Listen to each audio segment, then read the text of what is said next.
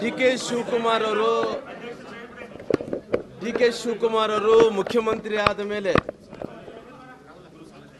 ಸನ್ಮಾನ್ಯ ಮಾಜಿ ಮುಖ್ಯಮಂತ್ರಿಗಳಾದಂಥ ಸಿದ್ದರಾಮಯ್ಯವ್ರನ್ನ ಮೂಲೆ ಗುಂಪು ಮಾಡಂತ ಕೆಲಸ ಇವತ್ತು ಕಾಂಗ್ರೆಸ್ ಮತ್ತು ಮುಖ್ಯಮಂತ್ರಿಗಳಾದಂಥ ಡಿ ಕೆ ಶಿವಕುಮಾರ್ ಅವರು ಮಾಡಿದ್ದಾರೆ.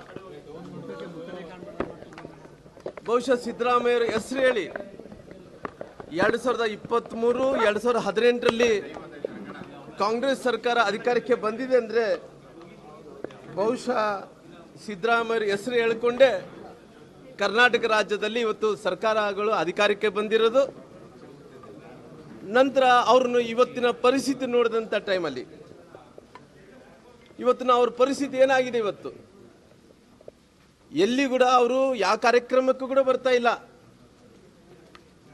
ಜೊತೆಲಿ ಕಾವೇರಿಯ ನಿವಾಸದಲ್ಲಿ ಒಂದು ಕಡೆ ಅಂತೂ ಕಾಂಗ್ರೆಸ್ಸಿನ ನಾಯಕರು ಡಿ ಕೆ ಶಿವಕುಮಾರ್ ಅವರು ಹೈಕಮಾಂಡ್ ಎಲ್ಲರೂ ಕೂಡ ಸೇರಿ ಅವ್ರು ಕುಡಾಕಿದ್ದಾರೆ. ಆ ಕುಡಾಕಿದ್ರ ಜೊತೆಲಿ ಅವ್ರು ಯಾವುದನ್ನು ಕಾರ್ಯಕ್ರಮ ಕೂಡ ಬರ್ತಾ ಇಲ್ಲ. ಬಹುಶಃ ಮೊನ್ನೆ ನಾನು ನೋಡ್ತಾ ಇದ್ದೆ, ಕೆಂಪೇಗೌಡರ ಜಯಂತ್ಯೋತ್ಸವ ಸಂದರ್ಭದಲ್ಲಿ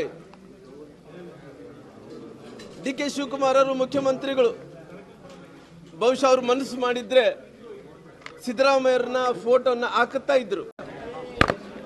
ಡಿ ಕೆ ಶಿವಕುಮಾರ್ ಅವರು ಮುಖ್ಯಮಂತ್ರಿ ಆದ ಮೇಲೆ ಸನ್ಮಾನ್ಯ ಮಾಜಿ ಮುಖ್ಯಮಂತ್ರಿಗಳಾದಂಥ ಸಿದ್ದರಾಮಯ್ಯವ್ರನ್ನ ಮೂಲೆ ಗುಂಪು ಮಾಡಂತ ಕೆಲಸ ಇವತ್ತು ಕಾಂಗ್ರೆಸ್ ಮತ್ತು ಮುಖ್ಯಮಂತ್ರಿಗಳಾದಂಥ ಡಿ ಕೆ ಶಿವಕುಮಾರ್ ಅವರು ಮಾಡಿದ್ದಾರೆ.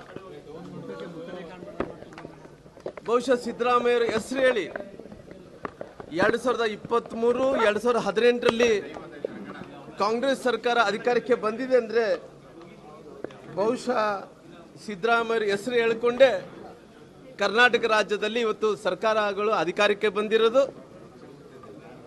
ನಂತರ ಅವ್ರನ್ನು ಇವತ್ತಿನ ಪರಿಸ್ಥಿತಿ ನೋಡಿದಂಥ ಟೈಮಲ್ಲಿ ಇವತ್ತಿನ ಅವ್ರ ಪರಿಸ್ಥಿತಿ ಏನಾಗಿದೆ, ಇವತ್ತು ಎಲ್ಲಿ ಕೂಡ ಅವರು ಯಾವ ಕಾರ್ಯಕ್ರಮಕ್ಕೂ ಕೂಡ ಬರ್ತಾ ಇಲ್ಲ.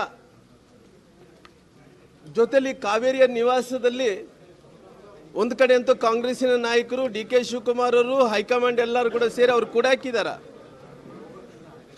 ಆ ಕುಡಾಕಿದ್ರ ಜೊತೆಲಿ ಅವ್ರು ಯಾವುದನ್ನು ಕಾರ್ಯಕ್ರಮ ಕೂಡ ಬರ್ತಾ ಇಲ್ಲ. ಬಹುಶಃ ಮೊನ್ನೆ ನಾನು ನೋಡ್ತಾ ಇದ್ದೆ, ಕೆಂಪೇಗೌಡರ ಜಯಂತ್ಯೋತ್ಸವ ಸಂದರ್ಭದಲ್ಲಿ ಡಿ ಕೆ ಶಿವಕುಮಾರ್ ಅವರು ಮುಖ್ಯಮಂತ್ರಿಗಳು ಬಹುಶಃ ಅವ್ರು ಮನಸ್ಸು ಮಾಡಿದ್ರೆ ಸಿದ್ದರಾಮಯ್ಯರನ್ನ ಫೋಟೋನ ಹಾಕುತ್ತಾ ಇದ್ರು.